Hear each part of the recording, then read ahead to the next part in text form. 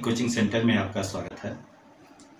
हमने समतल में गति के लिए पहला भाग आप लोगों के सामने रखा था। आज हम दूसरा भाग के लिए आपके सामने लेकर के आए हैं। आइए देखते हैं। इसके पहले हम लोगों ने पढ़ रखा था सदिश, अदिश और प्रदिश। उसके विषय में हम लोगों को पूरी जानकारी हो चुकी थी। तो आइए उसके आगे हम बढ़ते हैं। सदिशों का निरूपण। सदिशों का निरूपण, रिप्रेजेंटेशन ऑफ वेक्टर। किसी भी सदिश को व्यक्त करने के लिए दो चीजों की आवश्यकता होती है, परिमाण और दिशा की। परिमाण के लिए हम एक रेखा खींचते हैं और दिशा के लिए एक तीर का निशान लगा देते हैं।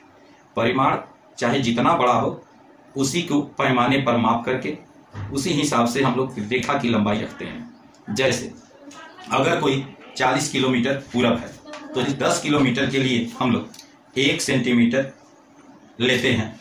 इस प्रकार से 40 सेंटीमीटर के लिए 4 सेंटीमीटर की रेखा की आवश्यकता होगी। आइए देखते हैं। किसी भी सदिश का निरूपण एक रेखा के द्वारा किया जाता है, जिसके सिरे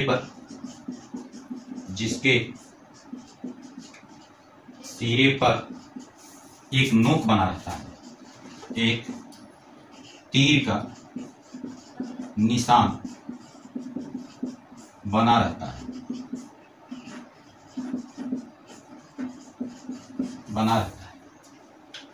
रेखा की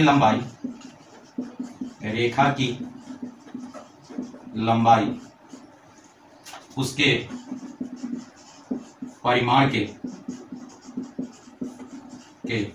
समानुपाती होता है।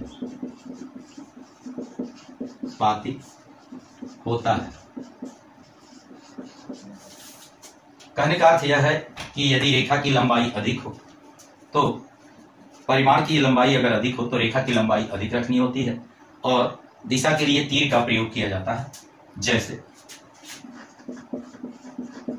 जैसे 10 मीटर पूर्व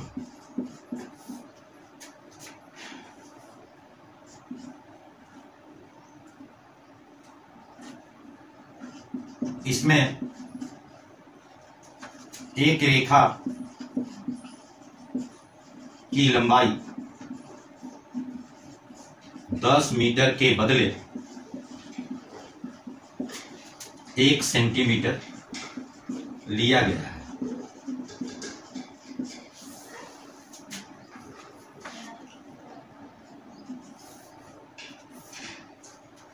तो इस प्रकार से सदिशों का निरूपण टॉपिक हमारा समाप्त होता है। अब हम सदिशों के प्रकार पर चर्चा करेंगे। सदिश निम्नलिखित प्रकार के होते हैं। पहला है समानांतर सदिश।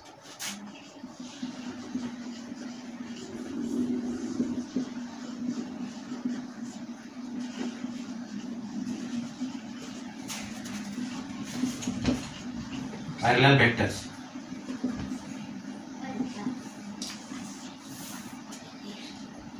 वे सदिश समांतर सदिश कहलाते हैं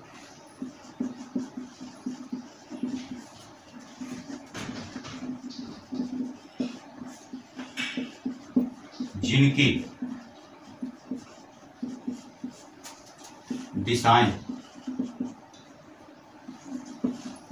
एक होती है।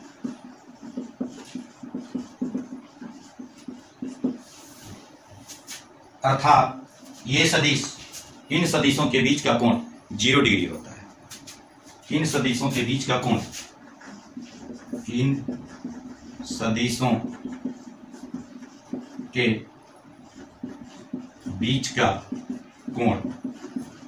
0 डिग्री होता है।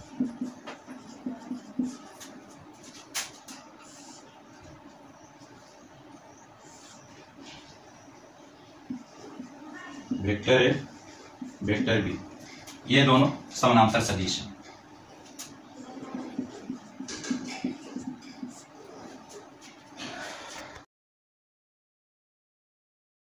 उसके आगे दूसरा है सामान्य सदिश,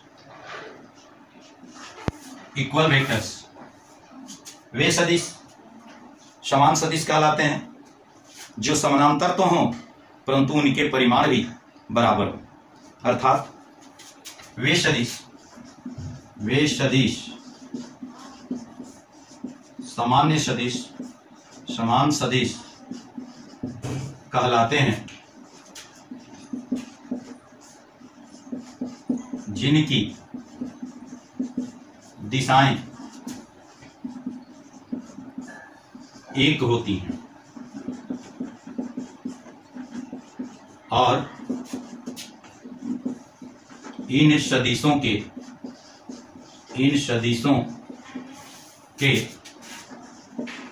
परिमाण भी बराबर होता है।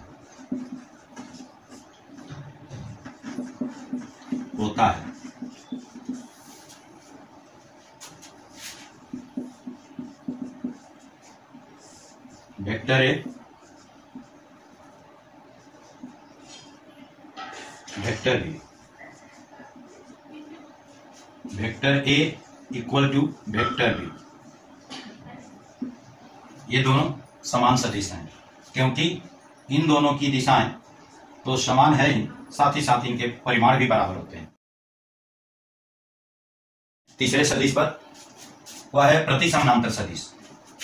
वे सब सदिश प्रति समानांतर सदिश होते हैं जो समानांतर तो होते हैं परंतु उनकी दिशाएं एक दूसरे की विपरीत होती हैं, अर्थात उन दोनों के बीच का कोण 180 डिग्री होता है। आइए देखते हैं। वे सदिश समांतर सदिश, वे सदिश प्रति समांतर सदिश कहलाते हैं जो समांतर तो होते हैं परंतु उनकी दिशाएं एक दूसरे के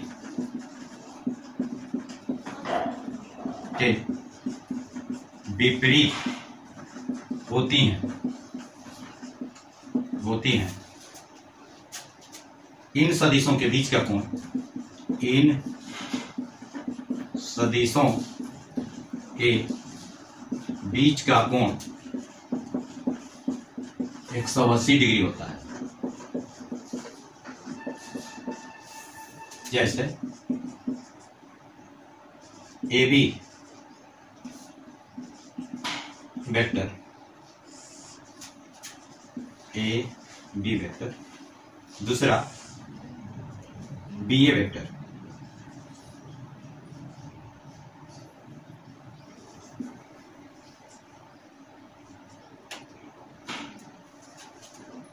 इसमें A B vector equal to minus B A vector, अर्थात दोनों के परिमाण तो समान होंगे परंतु दिशाएं विपरीत होंगी। ऐसे सदिश को प्रति समानांतर सदिश कहते हैं। सहप्रारंभिक सदिश पर अब हम चलेंगे। ये 5वें प्रकार का सदिश है। तो देखते हैं सहप्रारंभिक सदिश। वे सभी सदिश सहप्रारंभिक सदिश कहलाते हैं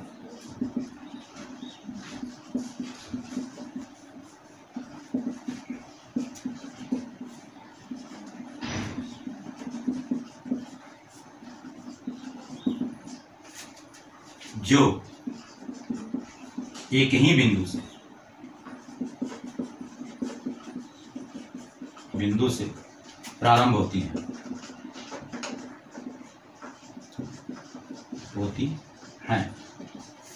वे सभी सदिश सहप्रारंभिक सदिश कहलाते हैं जो एक ही बिंदु से प्रारंभ होती हैं। जैसे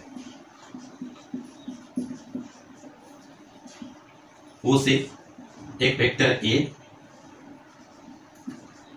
दूसरा वेक्टर बी, तीसरा वेक्टर सी। ये तीनों सहप्रारंभिक सदिश कहलाएंगे, क्योंकि इन तीनों सदिशों का प्रारंभ ओ बिंदु से है, अर्थात वेक्टर ए, वेक्टर बी और वेक्टर सी तीनों सहप्रारंभिक सदिश हैं। अब आते हैं अगले प्रकार पर। अगला है संरेख सदिश, कोलिनियर वेक्टर। वे सदिश संरेख सदिश कहलाते हैं। संरेख सदिश कहलाते हैं जो एक ही रेखा पर स्थित होती हैं।